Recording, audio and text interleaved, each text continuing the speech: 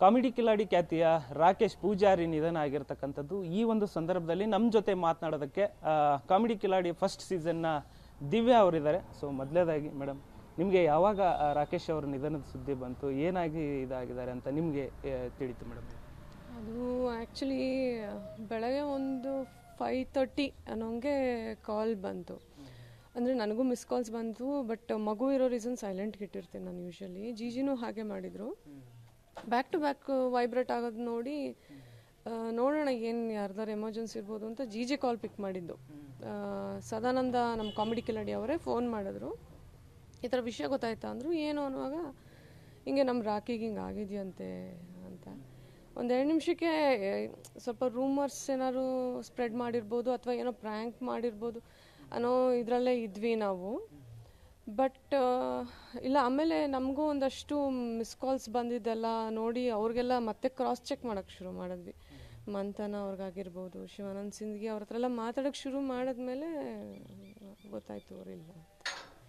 ಅಂದರೆ ಫಸ್ಟು ಇದು ಯಾಕಂದ್ರೆ ನಂಬಕ್ಕಾಗದೇ ಇರುತ್ತೆ, ಯಾಕಂದರೆ ಇನ್ನೂ ಚಿಕ್ಕ ಏಜು, ಕೇವಲ 33 ವರ್ಷ.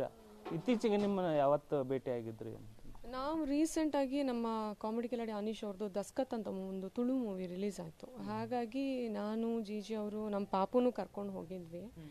ಸೊ ಎಂಟೈರ್ ಮೂವಿ ಪಕ್ಕದಲ್ಲೇ ಕೂತಿದ್ದ ಅವನು. ಯಾಕೆ ಅಂದರೆ ಅವನಿಗೆ ಮಕ್ಕಳಂದ್ರೆ ಇಷ್ಟ. ಅವ್ನು 34 ಏಜು ಅಷ್ಟೇ, ಬಟ್ ಮಕ್ಕಳು ಥರನೇ ಸರ್ ಅವನು, ಮಗುನೇ ಅವನು. ಅದೇ ಬಹುಶಃ ಎಲ್ಲರಿಗೂ ಬೇಜಾರು. ಅಂದರೆ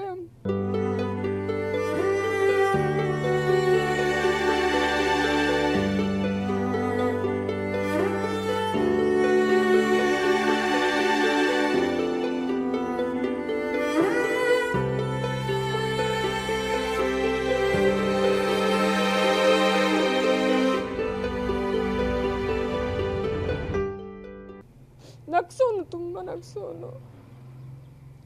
ನನ್ನ ಮಗಳನ್ನ ಅವನೇ ಪಕ್ಕದಲ್ಲಿ ಕೂರಿಸ್ಕೊಂಡು ಇಡೀ ಸಿನಿಮಾ ನೋಡಿದ್ದು. ನನಗೆ ತುಳು ಭಾಷೆ ತುಂಬ ಚೆನ್ನಾಗಿ ಅರ್ಥ ಆಗುತ್ತೆ, ಜಿಜಿಗೆ ಅರ್ಥ ಆಗ್ತಿರ್ಲಿಲ್ಲ. ಅದನ್ನು ರೇಗಿಸೋನು, ನಿನಗೆ ಗಂಡನಿಗೆ ಬೈಲಿಕ್ಕಾಗಲ್ಲ ಅಲ್ಲ, ತುಳುವಲ್ಲಿ ಬೈಬೋದಲ್ವ, ಅದಕ್ಕೆ ತುಳು ಕಲಿಸಿಲ್ಲ ನೀನು ಅವನಿಗೆ, ಜಿಜಿಗೆ ಅಂತೆಲ್ಲ ರೇಗಿಸ್ತಾ ಇದ್ದ. ಸೊ ಅದೇ ಲಾಸ್ಟ್ ಮೀಟ್. ಅದು ಬಿಟ್ಟರೆ ಜಸ್ಟು ವಾಟ್ಸಪ್ ಮಾಡೋನು, ಕಾಲ್ ಮಾಡೋನು. ತುಂಬ ರೇರ್ ಮೀಟ್ ಮಾಡ್ತಾ ಇದ್ದಿದ್ದು ಸರ್. ಯಾಕೆ ಅಂದರೆ ನಾನು ಮಗು ಆದಮೇಲೆ ಕಂಪ್ಲೀಟ್ ಬ್ರೇಕ್ ತೊಗೊಂಡಿದ್ದೆ. ಸೊ ತುಂಬ ರೇರ್ ಮೀಟ್, ಬಟ್ ಫೋನ್ ಕಾನ್ವರ್ಸೇಷನಲ್ಲಿ ಇರ್ತಾ ಇದ್ದ. ಏನೇ ಇದ್ರು ಫೋನ್ ಮಾಡೋದು, ವಿಶ್ ಮಾಡೋದು, ರೆಗ್ಯುಲರ್ ಟಚಲ್ಲಿ ಇರ್ತಾ ಇದ್ದ ಅವನು. ಇತ್ತೀಚೆಗೆ ಅಂದರೆ ನೀವು ಕಾನ್ವರ್ಸೇಷನ್ ಮಾಡಿದ್ದಾಗಲಿ ಅಥವಾ ನಿಮ್ಮ ಆ ಸಿನಿಮಾದ ಒಂದು ಸಂದರ್ಭದಲ್ಲಿ ಏನಾದರೂ ಮಾತಾಡಿದ್ರೆ, ಅಥವಾ ಹೆಲ್ತ್ ಇಶ್ಯೂದು ಏನಾದರೂ ಮಾತಾಡಿದ್ರೆ, ಅಥವಾ ಮನೆ ಕಡೆಯದು ಏನಾದರೂ ಮದುವೆ ವಿಚಾರ, ಮನೆ ಕಡೆಯದು ತಾಯಿ ಬಗ್ಗೆ ಅಥವಾ ಏನಾದರೂ ಮಾತಾಡಿದ್ರೆ? ಇಲ್ಲ, ಅಂದರೆ ಅದು ಜಾಯಿಲ್ ಪರ್ಸನ್ಸ್, ಅದ ನಗು ನಗು ನಗು ಅಷ್ಟೇ. ಹೆಲ್ತ್ದು ಏನೂ ಇಲ್ಲ ಸರ್, ನಮಗೆ ಹೆಲ್ತ್ದು ಎಲ್ಲೂ ಏನೂ ಗಮನಕ್ಕೆ ಬಂದಿಲ್ಲ.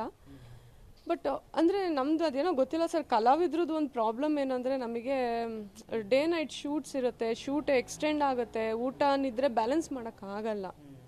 ಎಲ್ಲೋ ಒಂದು ಕಡೆ ಅದು ಇರ್ಬೋದು one of the reason. Because ನನಗೂ ಲೋ ಬಿ ಪಿ ಇದೆ, ನಾನು ಅದರಿಂದ ಸ್ವಲ್ಪ ಸಫರ್ ಮಾಡಿದ್ದೀನಿ.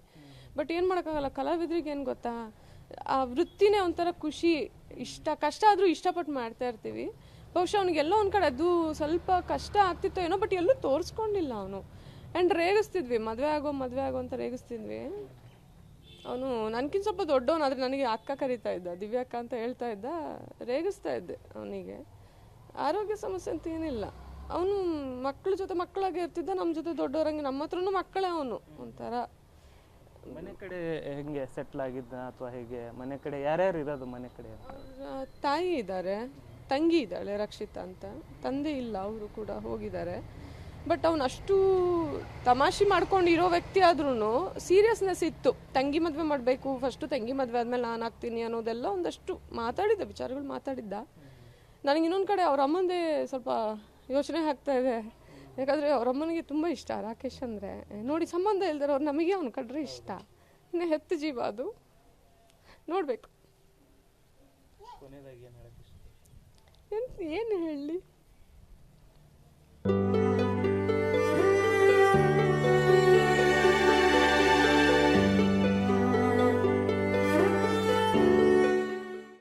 ಎಷ್ಟೋ ಇಂಟರ್ವ್ಯೂ ಕೊಟ್ಟಿದ್ದೀವಿ. ಬಹುಶಃ ಇದೊಂದು ಇಂಟರ್ವ್ಯೂ ಬೇಡ ಆಗಿತ್ತು, ಆದರೆ ಒಳ್ಳೆ ವ್ಯಕ್ತಿ ಬಗ್ಗೆ ಜನರಿಗೆ ಗೊತ್ತಾಗಬೇಕು ಸರ್. ಒಳ್ಳೆ ಹುಡುಗ ಅವನು, ಒಳ್ಳೆ ಕಲಾವಿದ.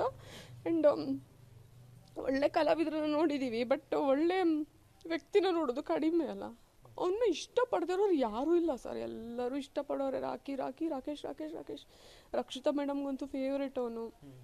ಆ್ಯಂಡ್ ಹೌದು ಎಲ್ಲರಿಗೂ ಇಷ್ಟ ಆಗೋ ಹುಡುಗ ಅವನು. ಎಲ್ಲರ ಹತ್ರ ಸಮಾನವಾಗಿ ಇರ್ತಾ ಇದ್ದ. ಇವ್ರು ಹೆಚ್ಚು ಇವ್ರು ಕಡಿಮೆ ಅನ್ನೋದು ಅದಿಲ್ಲ, ಎಲ್ಲರ ಹತ್ರನೂ ಸಮಾನವಾಗಿ ಇರ್ತಿದ್ದ ಹುಡುಗ.